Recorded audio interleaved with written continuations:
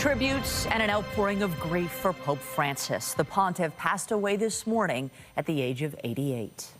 This is a live shot of the Vatican this hour. The Pope was the first Latin American and Jesuit pontiff. He's being remembered as a steadfast advocate for peace, a champion of the marginalized who took a different tone for the papacy, stressing humility over hubris in his leadership of a Catholic Church marred by scandal. Good afternoon. Pope Francis was elected Pope in 2013 and provided his Easter blessing yesterday at the Vatican. CTV's Heather Butts has a look back at his legacy of humanity, inclusivity, and deep compassion for the poor. From the moment he stepped forward as Pope, Francis made it known his would be a different papacy. Buonasera. A simple good evening in casual Italian signaled change. A pope of firsts. The first Jesuit from Argentina, the first from the Americas. Born Jorge Mario Bergoglio, the son of Italian immigrants. He modeled a life of simplicity. He refused to live in the grand papal apartment and wore silver, not gold. Elected at the age of 76, still he didn't cling to the old ways, often at odds with the more conservative Catholics. The pontiff allowed divorced Catholics to take part in the communion service. Francis insisted everyone deserved respect and love, allowing Catholic priests to bless same-sex couples, but keeping it distinct from the sacrament of marriage.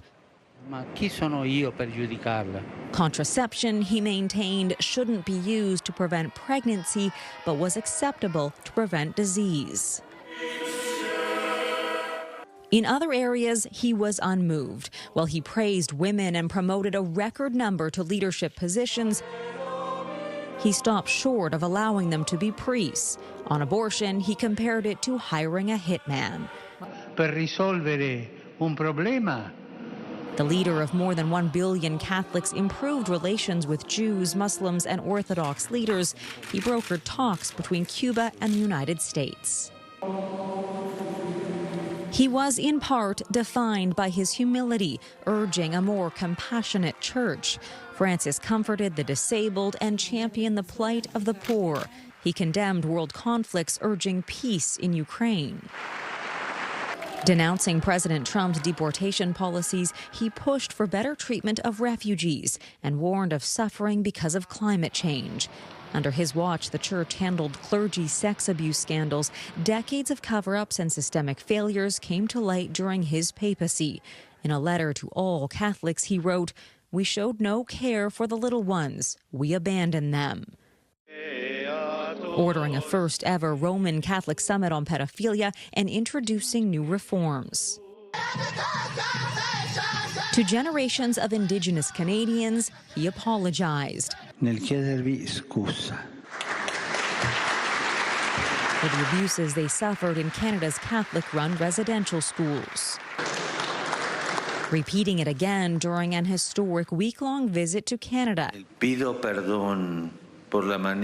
Near the site of 2 former schools, Francis called the forced assimilation of Indigenous children a deplorable evil and disastrous error.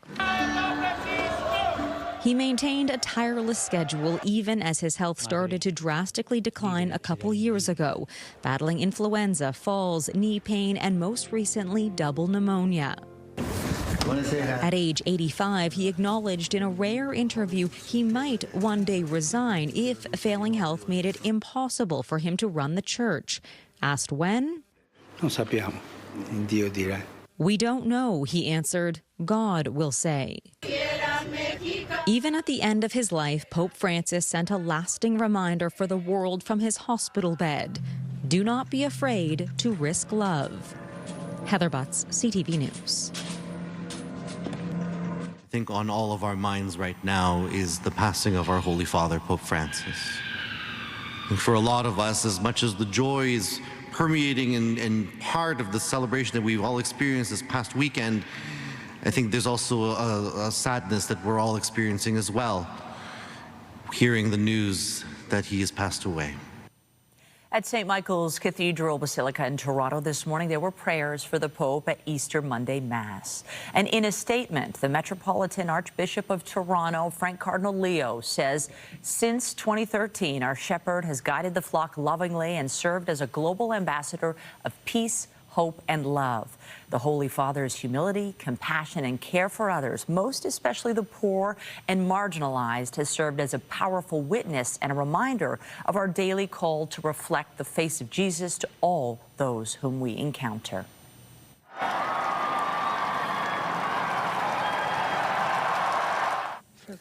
On Easter Sunday, Pope Francis blessed thousands of people in St. Peter's Square. The pontiff spoke from the same enclosed balcony where he was introduced to the world on March 13, 2013, as the 266th Pope. The 88-year-old pontiff also rode in the Pope Mobile, drawing wild cheers and applause from a delighted crowd. Con profondo dolore devo annunciare la morte del nostro Santo Padre Francesco. The Vatican made the announcement early this morning. And CTV's Scott Hurst is following the latest reaction and joins us now. Scott, tell us more about the Pope's legacy.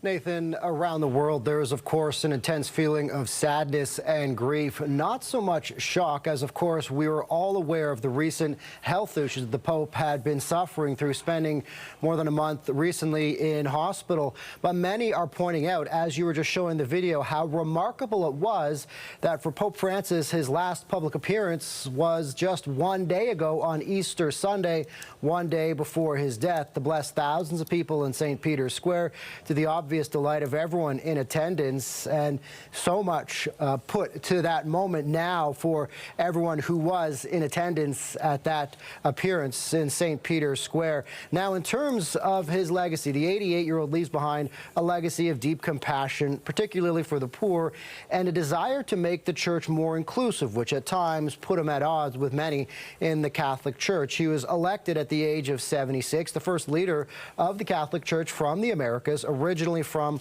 Argentina. And as Heather had pointed out in the report, there is a lasting legacy here in Canada, apologizing for the role of the Catholic Church in residential schools, apologizing to generations of Indigenous Canadians for the abuses they suffered in Canada's Catholic-run residential schools, and then, of course, an historic week-long visit to Canada as well. Pope Francis ultimately shook up the centuries-old institution in some areas, including changing the Church's teachings on the death penalty and divorce, but upholding some other matters, such as opposing abortion. Here's more from Vatican analyst Gerard O'Connell. He radically changed the church. He said, we are meant to reach out to people, not to go about condemning, not to go about judging. It's not meant to be a judgmental group, the Church of Christ. It's meant to heal the wounded. He said to be a field hospital and to be a voice for the voiceless.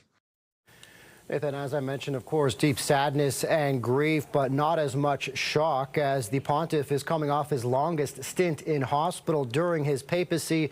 A respiratory crisis forced him into hospital in February. That developed into double pneumonia and kept him there for more than a month before being released a few weeks ago, and kept working up until the moment of his death, according to Vatican officials, Nathan. And Scott, there'll be a funeral, of course. Cardinals have to choose a successor. What happens now? Yeah, there is a lot going on right now behind the scenes. Now this sets in motion a carefully orchestrated series of events that dates back quite a long time, really a weeks-long process of allowing, first and foremost, the faithful to pay their respects. Then eligible cardinals eventually vote for a papal successor. Now, according to the Vatican, formal services begin tonight. The general public will be able to pay their final respects starting Wednesday in St. Peter's Basilica. No date has been announced for the Pope's funeral officially, but it must be held within 4 to 6 days after his death. And at the end of that mourning period, a large funeral mass will take place at St. Peter's Basilica. The body of the Pope will be going into a coffin at 2 o'clock Eastern this afternoon. Then the process of electing a new Pope. There are currently 136 eligible cardinals who must travel to the Vatican to vote for the papal successor, Nathan. All right, CTV's Scott Hurst on the death of Pope Francis. Thank you. Thanks, Nathan. And we have more Canadian reaction to the Pope's passing. The Prime Minister spoke this morning, as did the other federal party leaders.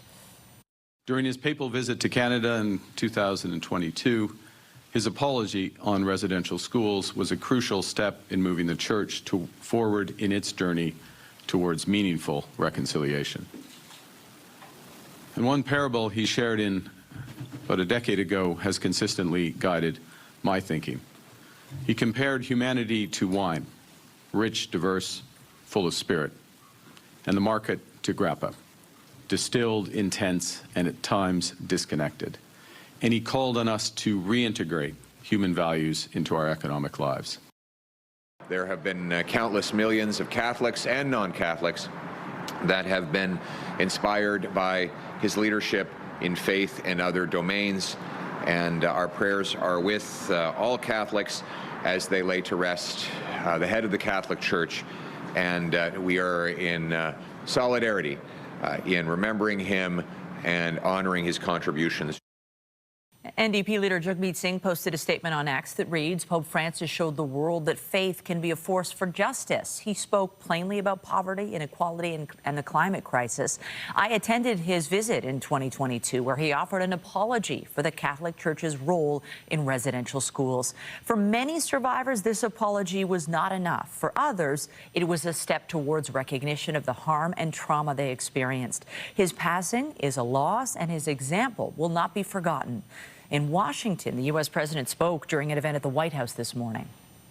I just signed an executive order putting the flags of our country, all of them, all federal flags and state flags, at half-mast in honor of Pope Francis. So he was a good man, worked hard, he loved the world, and it's an honor to do that. And earlier, Donald Trump posted a message on Truth Social reading, "Rest in peace, Pope Francis. May God bless him and all who loved him." Now we go to CTV Scott Lightfoot here at home. He's at St. Michael's Cathedral this hour. Scott, Easter Monday Mass marked by this news and, of course, the sadness that it brings. Absolutely. The passing of the Pope coming at the end of the holiest week in the Catholic calendar. Speaking with people passing by this morning, as well as parishioners, there's a real mix of both sadness and celebration of what people believe was a life well lived. Outside St. Michael's Cathedral early this morning, some had not heard the news. Oh my God, he died? Oh my God, I'm so sorry about him. As the flags were lowered, word of the death of His Holiness Pope Francis spread amongst those passing by. He was a good pope. Yeah, I think he made a lot of good changes, actually.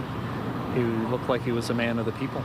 I like the fact that he addressed the Indigenous peoples of Canada and that he was a little more open than previous popes were to gay marriage and to women assuming some roles of responsibility in the church. As parishioners entered for Easter Monday morning Mass, a sense of sadness. Many had seen video of the Holy Father greeting the faithful just yesterday. It was good of him that he came out and blessed everybody on Easter Sunday. That was wonderful to see. The passing of the Pope coming during the holy time of Easter, celebrating the belief that Christ conquered death. When the Pope dies, it's kind of like all of us Catholics, our father dying or our grandfather dying, depending on how old you are. So it's sad, but in faith we know that for all of us who are faithful to the Lord, are faithful in our faith, then we know that he's gone to be with God. As sad as we are, we're very confident that, Pope Francis is likely right in heaven already, and he can probably do, much better in heaven than on earth. It's a very sad day for the Catholics, but it's a nice day for him. He gets to go straight up to heaven and bypass all this nonsense that's been going on. Inside this morning's service, prayers for the late pontiff and a call to carry on.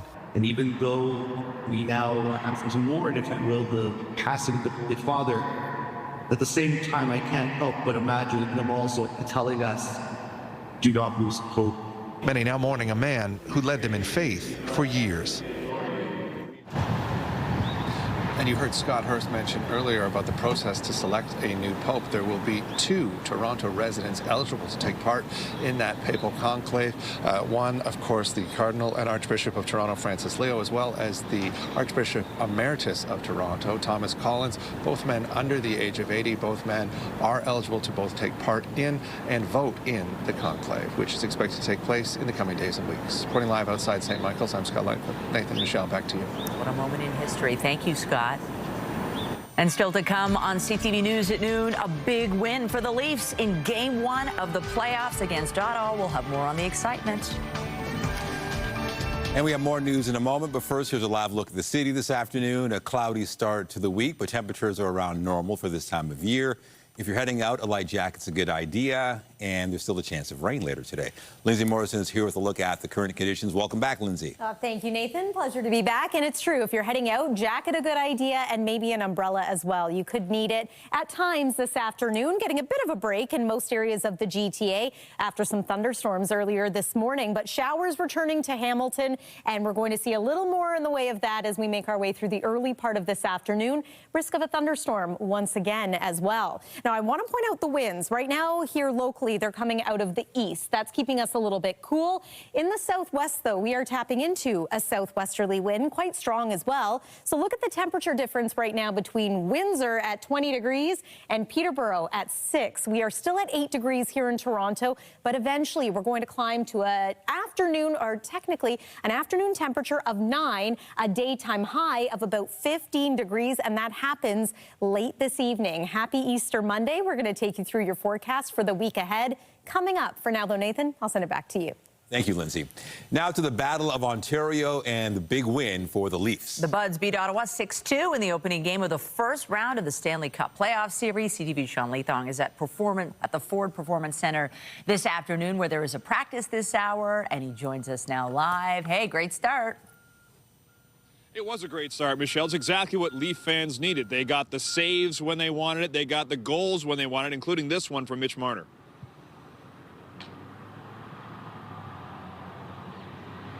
Giroux let it go. Puck comes back to the blue line. Knocked down by the Maple Leafs. Ahead.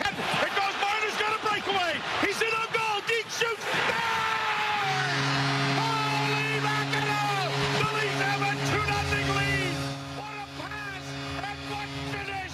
As you heard Joe Bowen say there, that put the Leafs up 2-0 in the first period, and it seemed like every time Ottawa would do their best to get a little bit closer, Toronto would pull away en route to that 6-2 victory in Game 1. Now, that's just the third time in the past 9 years the Toronto Maple Leafs have won a Game 1, so it's something that the fans really needed to feel good about in this series, because the Leafs, we know, finished first in the Atlantic, and the Ottawa Senators are a wild card team, just entering the playoffs for the first time in many years. So with that focus, Coach Craig Berube was talking about after the game how he expects Ottawa to be much stronger in Game 2. But at first, here's former Leafs captain John Tavares talking about what it was like to play in that Game 1.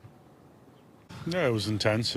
Obviously, battle, and we called Battle of Ontario for a reason. So hard fought game. I think there's obviously a lot of good things that we did, put us in ourselves in a good spot and get the result we want. So, but we know we still can be a lot better, and you know, as the series develops, have to continue to improve our game and execute and look at the things that we did well.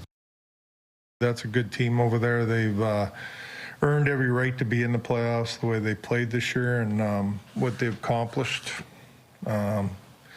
We just got to be ready for what's going to come with them. I mean, that team's going to come hard and they're going to push.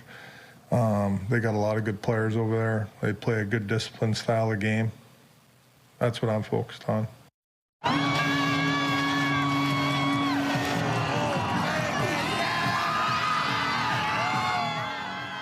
And of course, the fans were out in full force in Maple Leaf Square last night, filling up, and they got exactly what they wanted, as you saw, because it was sort of an explosive start from the Toronto Maple Leafs. The Maple Leafs' big four players producing in the way they needed to. You know, Matthews, Marner, Nylander, Tavares, all getting points last night. Here's Anthony Petrelli from Maple Leafs Hot Stove talking about what it means to have such an explosive start. If we extend kind of through their past 14 playoff games, which is a lot, so their final 2 against Tampa, their 5-game series against Florida, and then, of course, the 7-game series last year against Boston. Like, they've only scored 2 goals in 13 of those 14 games. The one other game they didn't, they scored 3. So for them to kind of explode here with 6 to start is, again, like, hopefully it's just monkey off their back and they can kind of ride it. And you could hear Craig Berube after the game saying, like, at the end of the day, like, it's still just hockey. Like, you got to go out there and play. And, you know, that's what it looked like for once, as opposed to what we've seen in past years. And the Leafs are on the ice in the arena behind me. They'll be practicing for the next half an hour or so, and then we will hear from the players about Game 1 and looking forward to Game 2. Game 2, of course, going tomorrow night, 7:30 at Scotiabank Arena. Leafs looking to go up 2-0 on the Ottawa Senators. Reporting live, I'm Sean Leathong. Nathan, Michelle, send it back to you. Thank you, Sean. To Bathurst and Shepherd now, and the latest on a police-involved shooting. Now, the shooting occurred late last night. CTV's John Musselman is covering this story and joins us now with more details. John. Well, Nathan, it happened on Shepherd Avenue West, just behind me here. We're just east of Bathurst. We'll show you some video here. Police are saying they responded to a highway traffic incident with a red Infiniti, and that has been confirmed by the Province's Special Investigations Unit. Now, according to the SIU, when police moved in to make the pullover of the vehicle, there was some kind of interaction. 2 officers fired their weapons, striking the victim in the car. Now, that victim was rushed to hospital and remains in critical condition. This has been turned over to the Province's Special Investigations Unit as they try to determine how this all played out. Now, I have had a chance to speak to some residents in high-rise apartment buildings overlooking the street. They tell me they did hear multiple shots, as many as 10 shots fired, and they did see the ambulance and the emergency crews here on the scene. We'll have much more on this story tonight on CTV News at 5 and at 6. Reporting live from the scene, I'm John Musselman. I'll send it back to you. The final week of the federal election campaign has begun. Voters go to the polls next Monday. This morning, Liberal leader Mark Carney was in Charlottetown announcing a plan he says will protect universal public health care. First, we're creating more spaces for patients by building more hospitals, clinics, and other practice spaces. We know that hospitals and clinics have been closing when the needs in the healthcare system are growing. We have to reverse this trend and increase access to team-based care. That's why we will commit $4 billion to work with provinces, territories, and Indigenous communities to build more hospitals and clinics and to renovate community healthcare infrastructure. Carney also pledged to add thousands of new doctors and modernize the healthcare system. Conservative leader Pierre Poilievre was in Toronto this morning promising to get rid of the sales tax on homes and cut development charges. Canada's building about 245,000 homes a year right now. Our Conservative plan to axe the federal sales tax will increase that by 30,000 homes per year. Second, we're going to incentivize municipalities to cut their development taxes by 50,000 homes. It's $50,000. When you cut the sales tax and the municipal taxes on home building by a total of $100,000 a home, you stimulate well over 50,000 additional home builds to bring it up to about 300,000 homes per year.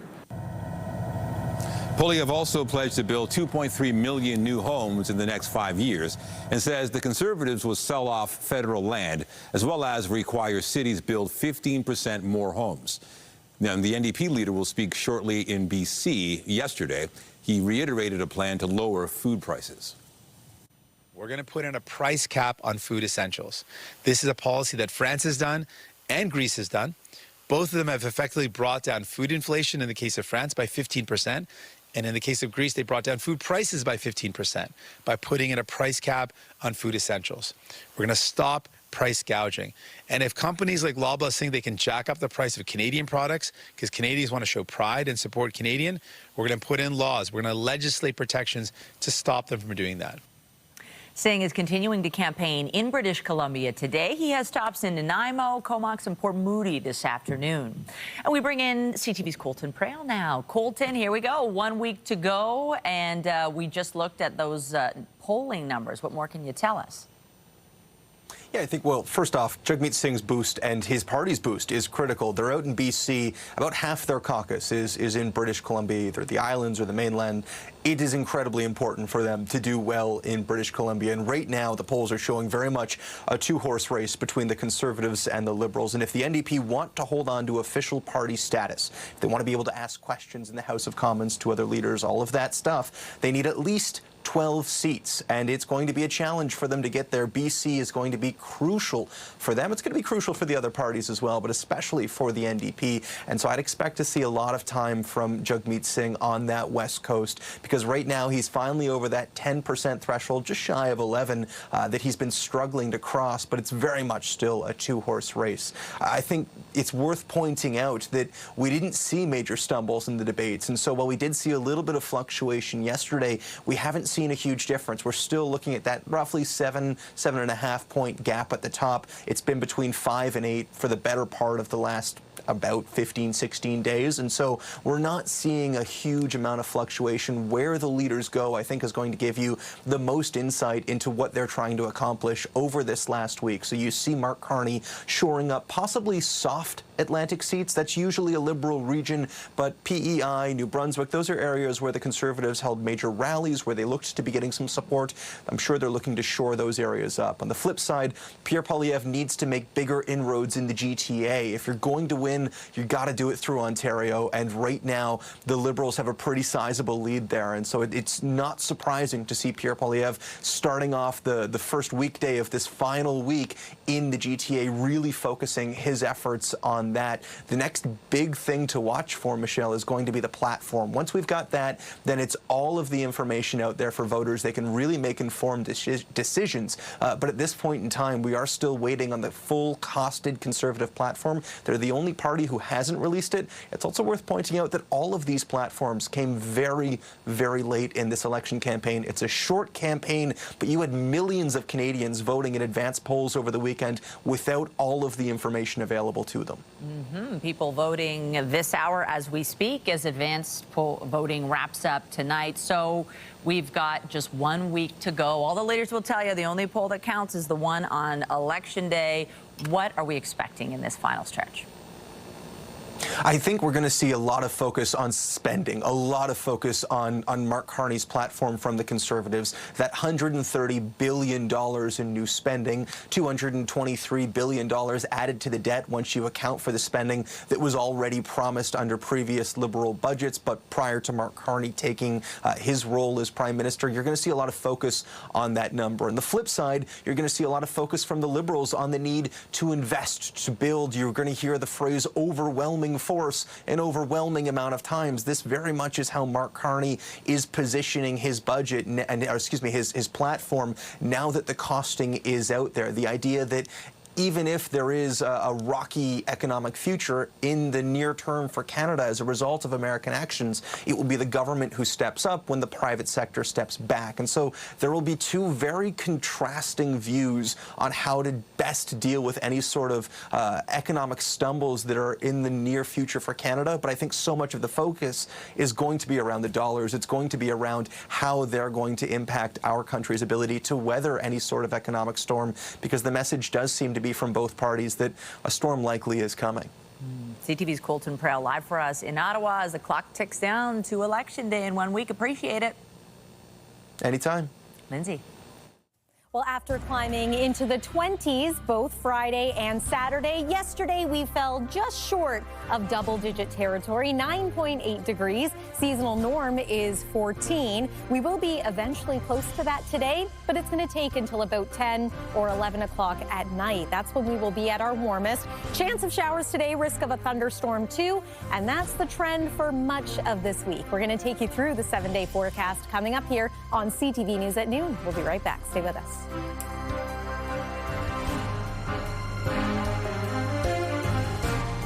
Now more than ever, Canadians need to know where our leaders stand.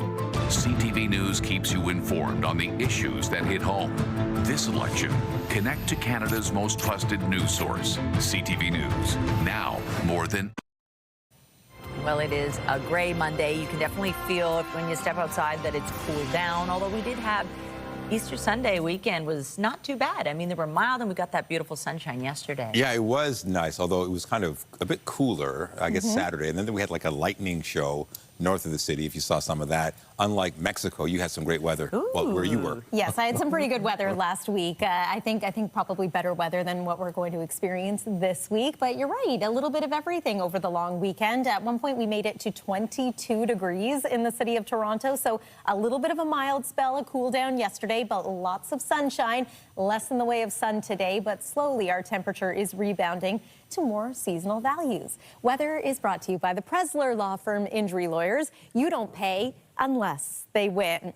No sunshine right now, a whole lot of cloud cover, and we've got showers and thunderstorms moving into some parts of southern and southwestern Ontario. Here's a current look at the radar just to give you an idea of where that wet weather is approaching from the west, now drifting toward downtown Toronto. I want to widen things out a little bit to show you that it could be worse. Our friends in northern Ontario, especially along the north shore of Lake Superior, getting snow, and there's some mixed precipitation in some areas as well. This is all part of the same Texas low. There's still quite a bit of cold air to the north. We, on the other hand, tapping into that milder air, especially across southwestern Ontario. I'll show you those temperatures again in just a moment. But today, it is unsettled. Tomorrow, we're still going to get a little bit of residual cloud cover as that low departs. And then we'll be back into some sunshine for the second half of your day tomorrow and into Wednesday. But here's this afternoon. And again, just a heads up, through the early part of this afternoon, we do have a risk of thunderstorms as that line moves through. Then we're going to clear. For lucky, some areas are also going to enjoy some sun. But there's tomorrow morning. You can see we're once again waking up to some cloud cover. I do expect it's going to be a dry day in most areas. And then there's the clearing that happens late afternoon and into the early part of the evening. Pretty good conditions for any fans hoping to head out to Maple Leaf Square and take in the Leafs game. Happy to show that the weather looks pleasant for that. And then Wednesday, wall-to-wall sunshine and temperatures not bad either. You know where it's not so bad right now? Windsor. Look at that, 23 degrees at this hour. Compare that to 1 degree in Thunder Bay as well as Timmins. Two totally different seasons happening right now, depending on which part of the province you're joining us from. 10 degrees in Ottawa, 8 in Toronto. Tonight, we're going to reach our forecast daytime high of about 14, 15 degrees, maybe around 10, 11 p.m. Here's a snapshot of tomorrow. Again, still a good amount of cloud cover in the morning, followed by some clearing as we make our way into the afternoon and early evening. A little cool in some areas still. It looks like at the height of the day, we'll climb to about 13 degrees. A reminder also, tomorrow is Earth Day. There's that sunshine for Wednesday, but we've got a chance of showers Thursday, Friday, and into the weekend at this point. That's your 7-day forecast for now. Nathan, over to you. All right. Thank you, Lindsay. A community group in the Parkview Hill neighborhood has found a unique way to give back to those facing food insecurity. CTV Jessica Smith joins us now with the details. Jess. Well, you know what, Nathan? It's a gray day. It's very lightly raining, but we have lots of color around us. We're here at Maryland Crescent, and we're in East York, and we're doing something really special. I say we, as in the ladies that are on either side of me. You guys have done these balloon displays for a couple of years now. This is Angela. Talk to me about why you wanted to do this and the reason why you wanted to give back at the same time. Well, all started COVID, where everybody was locked inside, and we decided, why not? I had the idea of put some balloons in the houses we know they have young children, so at Easter they at least have this little moment of a surprise, right? So we start with that, and people really like it. Start asking, why are those balloons there? What happened? How can we get some too? So extend it to the next year, and this is already our 6th year, and just keep growing. We couldn't be more happy. And you guys added the charitable component. Why did you want to do that? I know giving back is important, and those facing insecurity, it's a challenge across every community, but why did you guys want to kind of add that into this? Well, we just kind of felt like we are in a very privileged neighborhood, and because we're already coming together as a community, then I think everyone would benefit from having, beyond enjoying the displays, community contributing to helping others.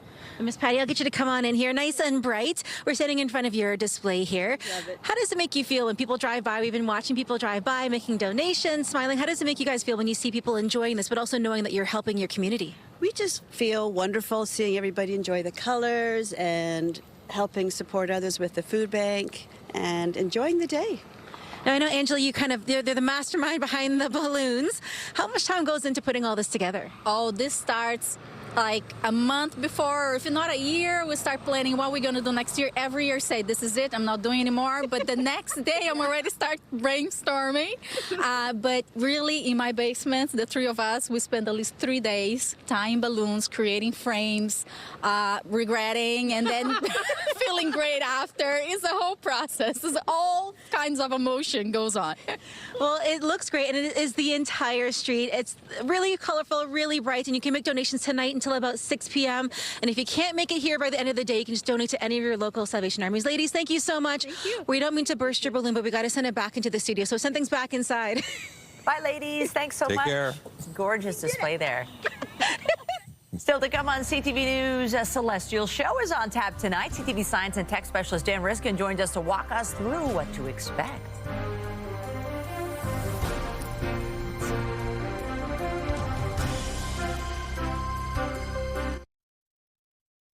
Well, if you are out and about tonight after sunset, keep an eye on the sky. Tonight, the Lyrid meteor shower will peak, and a nearly moonless sky should make those shooting stars especially easy to see. For more, we're joined by none other than CTV science and tech specialist Dan Riskin. Dan, this is exciting. What's the best way? Are we going to get a good show? Yeah, well, hopefully we'll get a good show. The trick with meteor showers is to try to get away from the city lights and try to see as much of the sky as you possibly can. You don't need a telescope. In fact, a telescope would work against you because you'd be looking at a tiny part of the sky. You never know where they're going to appear. And so you need to be looking at the whole sky. But at its peak tonight, could be seeing as many as 20 an hour. And this is a meteor shower that's famous for having the really bright fireballs. So you know, worth going outside and having a look, especially as things start to warm up. I love that. So this is another study. Now, we've believed for a long time that our devices make us less sharp. But now we're hearing that the digital dementia might not be as bad as we thought. Yeah, this is neat. So like back in the day, you had to remember a certain number of phone numbers. If you wanted to phone somebody, you had to remember the number. Now you don't. You just put their name in your phone, right? So devices take away all these things we had to know before. And also, there's devices distracting us all the time. And for about a decade, people have been sounding the alarm saying, look, as people get older in this generation, it's going to be bad because they've got digital devices that they're offloading all this knowledge to. They're all going to get what they're calling digital dementia. But now the first study has come out. It's a big meta-analysis looking across a whole bunch of different research of people in their 50s and over. 400,000 people covered by all these studies. And they don't find evidence of digital dementia the problem. They actually find the opposite. People that are using digital devices as they get older are sharper. They have less likelihood of dementia. And so this is a total surprise finding and brings up a ton of questions. But for now, it's just good news for those of us that are using devices. That's great news. Wow. There's hope. There is hope, I know. You just have to get them to want to use it, I guess. Right. You know, some folks, they get older, it's too complicated. Right. But they have been simplified. Yeah, and there are different, apps that work for different people. But I think it's the curiosity and the willingness to engage. And maybe it's the connection with family, right? I mean, if you can use Zoom, it's a lot easier to have a conversation with the grandkids than it is if you refuse to use Zoom, right? And so there may be other things correlated to that use. And so that's what the research needs to find out next, is exactly where that magic is happening. Okay, we want to get this one in. Maybe this one has some magic. It has to do with if you want to hear people better in a crowded bar or a restaurant, tap your fingers while you're listening. In what way? Tap your fingers. So this is the weirdest thing. But if you're trying to hear somebody and there's a lot of background noise, just tap your fingers. And if you need a good rhythm, just think of, the Spice Girls maybe, or Eye of the Tiger. Those songs that have about 108 beats per minute, if you're playing that song in your head and tapping along to it, that gets a part of your brain going. Let's get tapping here. There you go. So this is to put the song in everybody's head.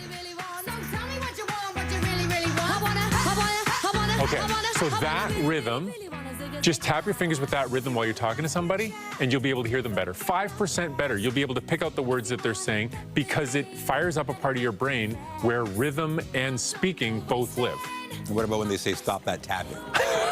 annoying. What's wrong with you? Why? Well, listen, it's a crowded bar. They're not hearing the tapping. The challenge is to not be singing the Spice Girls while they're trying to talk. The other study says we don't listen well. Right.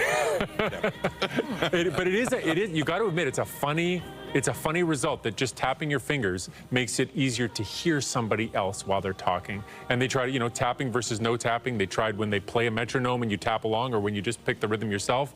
But tapping works. I mean, I heard that. CTV Science and Tech Specialist Dan Riskin, always a pleasure. Thank you. Thank you. Thanks, Dan. And still to come on CTV News at noon, we'll see how a remote small town north of Winnipeg is reaching out to the European Union amid the tariff turmoil in the U.S. Stay with us. Amid the ongoing trade war with the U.S., provinces are looking at new trading partners. Earlier this week, Manitoba's premier met with European Union leaders to discuss potential options. CTV's Alex Carpa has those details. Located about 1,000 kilometers north of Winnipeg is the subarctic port town of Churchill, and a key part of Manitoba's strategy to do more business with the European Union. Many of the member countries around the table said they want to import energy products in the summer to prepare for their winter. And we have a shipping season in Churchill that's open during the summer months. The federal and provincial governments have put money into finishing work on Churchill's rail line and continued redevelopment of the port, which began shipping critical minerals last year. I'm very pleased to meet you. Representatives from 18 European Union countries met with Manitoba's government earlier this week to discuss the potential of increased trade through trade corridors like Churchill. I think that Manitoba has all the ingredients, as I said yesterday, to deepen even more the friendship and the partnership.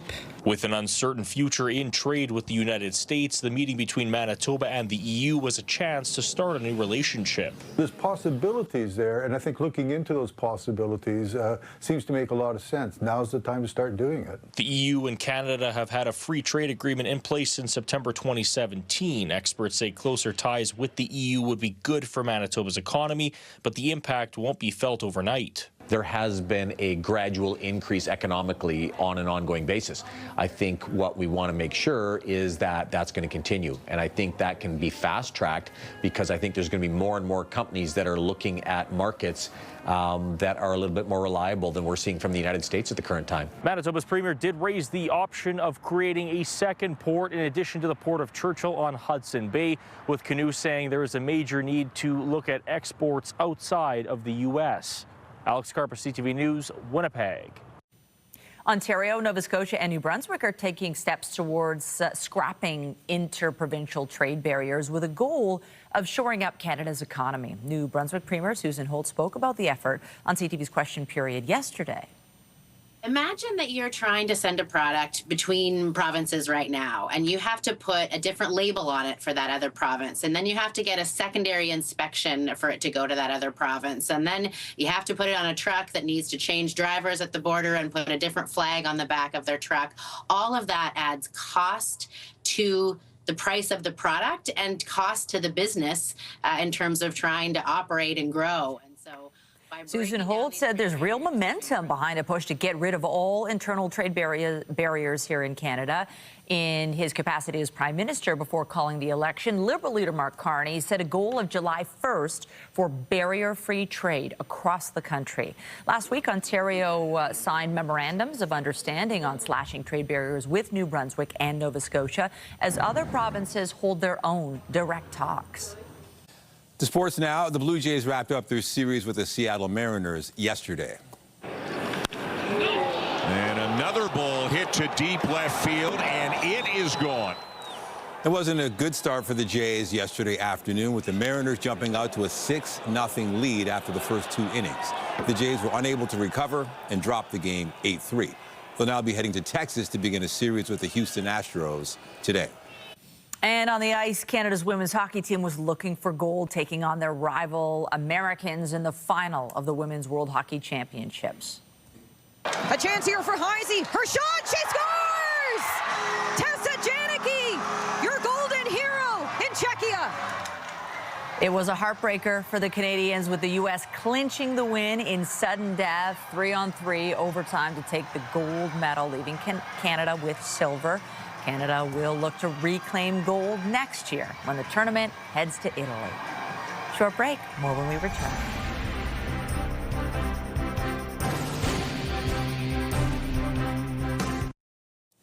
Drones are being used to make the trek up the world's tallest mountain a little bit easier. Base camp on Mount Everest is about 5,300 meters above sea level, and the next camp is another 700 meters above that. It takes Sherpas 6 to 7 hours to make the journey, but 6 to 7 minutes for a drone. The aerial vehicles are now helping Sherpas transport equipment up the mountain. They're also being used to assist in cleaning up the site by flying loads of garbage back down. That sounds really good. Really good. Wow, I'm looking at the snow and thinking, we've put it behind us now, right? I think is it fair to say? I would love to say with absolute certainty yes, but I can't do that. But I don't think there's any snow in the forecast for today, fortunately. We do, however, have some very strong winds happening in different parts of the province. Environment Canada just issuing a special weather statement for the extreme southwest. These are southwesterly winds to about 80 kilometers per hour. Hence why it's so mild right now in cities like Windsor, into the 20s. We, on the other hand, we're getting cloud cover. We're getting some rain. We have the risk of a thunderstorm this afternoon. We're going to get a little bit milder as the day goes on, eventually to about 15 degrees late evening. Then we're going to fall to a low of about 8 degrees, which is technically milder than normal. There's a look at tomorrow night down at Maple Leaf Square in case you're hoping to head out and cheer on the Leafs. Weather looks good and looks great for Wednesday as well. Unsettled into the weekend. Michelle and Nathan. All right. Thank you, Lindsay.